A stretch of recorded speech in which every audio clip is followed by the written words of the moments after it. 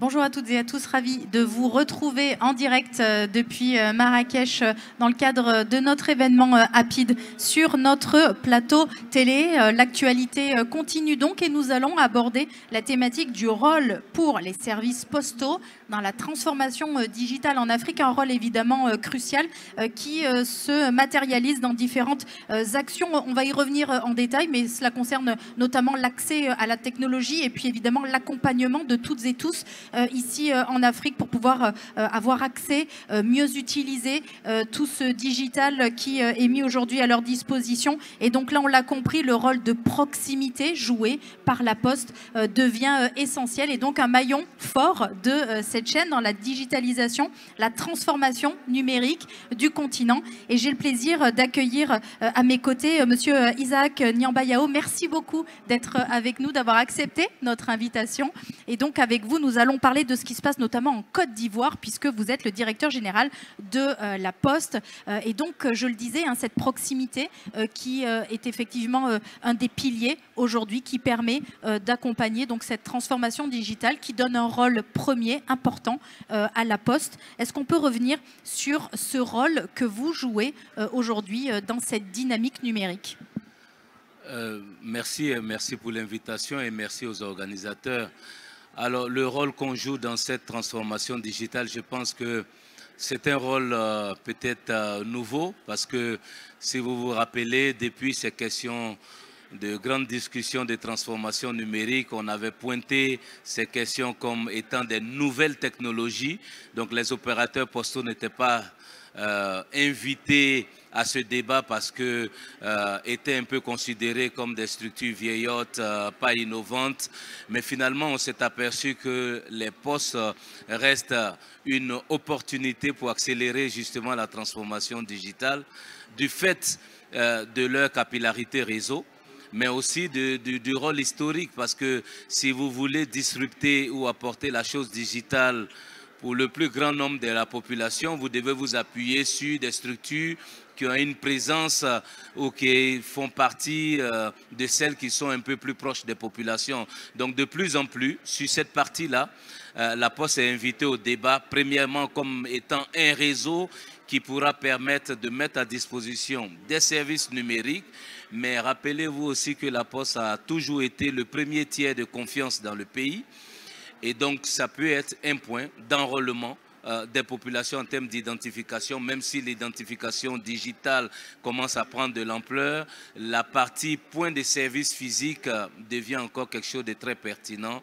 Et peut-être qu'on en parlera plus en détail, mais la Poste est devenue un acteur important aussi bien pour les gouvernements, pour le secteur privé et que pour tout l'écosystème des startups, parce qu'in fine, c'est elle qui a un peu plus de liens, on va dire, émotionnels avec les populations. Donc, c'est un levier sur lequel on peut jouer pour accélérer. Effectivement, votre empreinte et votre emprise territoriale fait que vous couvrez l'ensemble du territoire et ce maillage est absolument clé pour pouvoir adresser donc cette inclusion de l'ensemble de la population à travers votre couverture territoriale. Revenons, si vous le voulez bien, sur les services dont vous parliez, les cas d'usage qui se développent, que vous développez au service de la population. Comment ils se matérialisent concrètement ce rôle de la Poste ?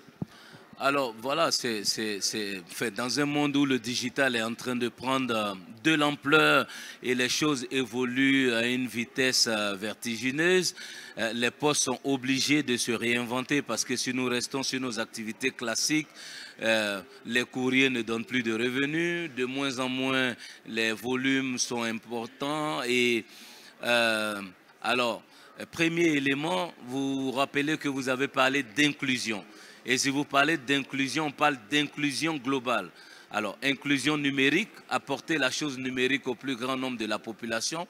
Les postes ne pourront pas être les structures spécialisées dans le digital, mais elles pourraient être le réseau à partir duquel des entreprises spécialisées dans le digital pourraient offrir des services pour faciliter la vie des populations. Parce que si vous regardez dans l'histoire des opérateurs postaux, elles ont été créées et structurées pour faciliter la vie aux populations. Donc si vous avez des solutions digitales qui peuvent faciliter la vie aux populations, mais bien évidemment le réseau qui peut permettre de les mettre à disposition. Mieux, l'inclusion sociale. Comment vous faites pour passer le message ou communiquer avec les populations qui sont hors du circuit classique et on va dire du classique formel, mais c'est à partir des populations, c'est à partir du réseau postal, puisque nous sommes, même dans les zones rurales, le point d'accès aux services sociaux. Donc on peut jouer ce rôle d'acteur social. Donc en termes de cas d'usage, on peut distribuer des aides, des subsides, des activités. Alors le Covid nous l'a enseigné. On a utilisé le réseau de postes pour apporter les masques et l'ensemble de tout ce qui était dispositif de protection aux populations, mais aussi la grande avancée de l'identité santé pour les populations. Les premiers enrôlements se sont faits à la Poste. Et puis je vais terminer par comment vous faites pour apporter la chose basique des services financiers pour le plus grand nombre de la population. C'est peut-être à travers le réseau postal. Avant d'être un client sophistiqué de la banque, vous pouvez être à l'étape 0 de bancarisation, le client de la Poste. Donc, voici quelques cas pratiques. Si je veux prendre un exemple qui peut parler, la Poste de Côte d'Ivoire a développé un portail à partir duquel les citoyens peuvent commander en ligne des extraits de naissance, des certificats de nationalité, des casiers judiciaires. Alors, on n'est pas à l'étape de documents administratifs avec une signature électronique, mais au moins, la Poste peut jouer son rôle de coursier de l'État et point de prestation pour les citoyens. Et ça, c'est un cas d'usage très parlant qui montre que la Poste reste une pièce essentielle dans le développement. Une pièce essentielle, mais surtout qui se réinvente aussi. Qui n'a pas le choix. Et vous adressez les sujets de demain. Vous soutenez d'ailleurs le développement du e-commerce. Ouais. Comment est-ce que vous pouvez nous expliquer comment vous faites? Quelles sont les actions? Pourquoi soutenir ce développement? Et comment est-ce que vous le faites, vous, la Poste, avec ce maillage dont on parlait? C'est clair, on s'est aperçu que les volumes de courrier sont en forte baisse, mais il y a un volume qui monte en puissance, c'est les volumes de colis et paquets. Et si on ne veut pas être dernier de la classe ou bien hors du circuit, il faut se réinventer. Alors, c'est un métier un peu spécifique avec des professionnels. Donc, première chose, c'est déjà de travailler le e-commerce domestique, faire en sorte qu'on puisse au moins avoir une place de marché qui permette de faire le mouvement de colis et paquets en interne. Donc nous avons mis une plateforme de e-commerce made in Côte d'Ivoire, sans l'e-shop, qui permet de mettre en avant des produits des artisans de Côte d'Ivoire, mais qui n'ont pas accès à la toile pour permettre de vendre, avec bien évidemment une formule de paiement, avec des solutions de paiement. Puisque notre métier, c'est la logistique, ce qu'on sait bien faire, c'est d'acheminer au moins les colis et paquets. Bien évidemment, en alliance et en partenariat avec des startups, on est capable d'avoir le discours d'une société qui fait de la technologie, e-commerce, etc.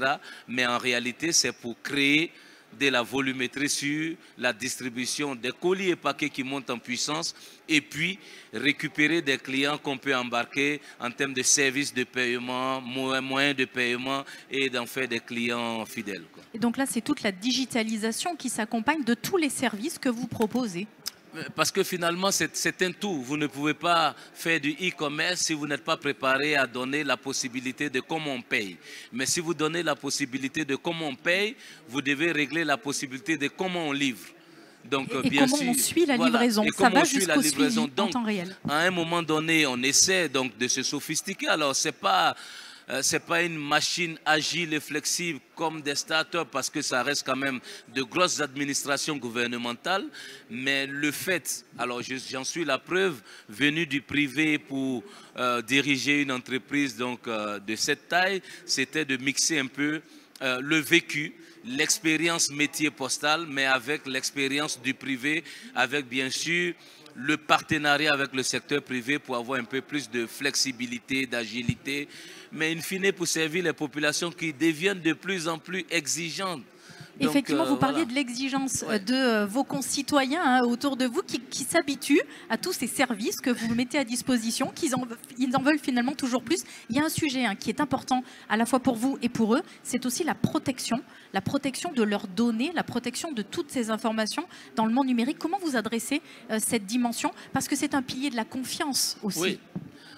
Je vous disais d'entrée de jeu que le premier tiers de confiance a toujours été la Poste. Le plus gros manipulateur de données dans nos pays, c'est l'opérateur postal parce qu'il a l'habitude de servir les populations, ou du moins on peut l'utiliser pour apporter des services essentiels aux populations. Après, bien sûr, quand la technologie et des choses plus innovantes rentrent en ligne de compte, il est encouragé d'avoir des alliances de partenariat public-privé, parce que des acteurs spécialisés dans la protection des données à caractère personnel, dans la sécurisation, dans la cybersécurité, mais ça lie à la Poste. C'est pour ça que j'ai l'habitude de dire, les postes sont la grosse start-up qui donne l'opportunité à tous les start-up de venir se plugger. Parce que vous venez vous plugger pour apporter votre solution et bien sûr vous donner des outils pour permettre non seulement de protéger la donnée, de sécuriser les citoyens, mais aussi de leur faciliter la vie parce que c'est ça notre mission principale. Et donc finalement un rôle de fédérateur de l'ensemble de cet écosystème. Les citoyens ont aussi besoin d'être informés parce que certains sont des digital natives, ils naissent presque avec un smartphone entre les mains, mais il y a aussi une part de la population qui a besoin d'être accompagnée pour savoir que ces services existent, comment les utiliser. Ça n'est pas forcément votre rôle à proprement parler, mais de par votre proximité avec eux, vous avez aussi un rôle à jouer. C'est tout ça la beauté de savoir se réinventer. Je vous prends deux exemples. Le fait qu'on soit pris d'assaut par les technologies et tout ça, il fallait se réinventer. Donc, premier élément sur lequel on pourrait se positionner, c'est notre rôle social. Et aujourd'hui, en Côte d'Ivoire, la Poste devient le point d'information aux citoyens. C'est au bureau de poste de la localité très éloignée de la capitale qu'on peut donner des informations sur le programme de vaccination à venir, sur comment se protéger de tel ou tel, quelles pratiques il faut y avoir. C'est le bureau de poste qui peut, à tout au moins, pas sophistiquer l'agriculteur, mais lui envoyer une poche de fertilisant de 2 kg dans son village reculé de la capitale, ou du moins lui envoyer un kit de produits phytosanitaires pour sa petite plantation ou son petit patelin où il fait des légumes.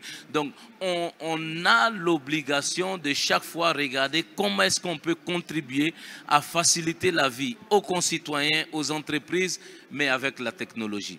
Et donc, effectivement, des concitoyens, vous l'avez déjà dit, très exigeants. Quelles sont leurs attentes aujourd'hui et qui vous invitent à réfléchir à de futurs services, à de futurs projets? En tout cas, sur le continent africain, première exigence, c'est ils ne sont plus intéressés à venir au bureau de poste pour prendre leur pli ou leur paquet. Parce que vous savez que nous avions l'habitude de distribuer en boîte postale. Les citoyens demandent maintenant de distribuer à domicile. Alors que vous savez que nous avons un gros écueil sur notre continent, l'adressage des rues et des quartiers pour que chaque domicile soit une adresse. Donc ça, c'est un premier challenge.